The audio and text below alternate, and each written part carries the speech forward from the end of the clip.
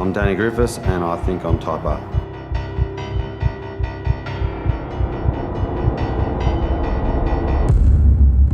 Every time you drop down into a big wave, you could be going up to 80 kilometres an hour. You don't want the wave to overtake you. You want to be outrunning the wave.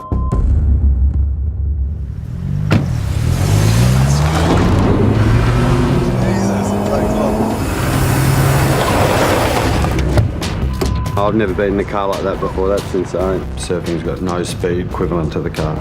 Danny's heart rate jumped to over 150 beats per minute and his skin temperature rose 5 degrees, indicating a sharp spike in adrenaline. Danny is definitely Type R. The question is, are you?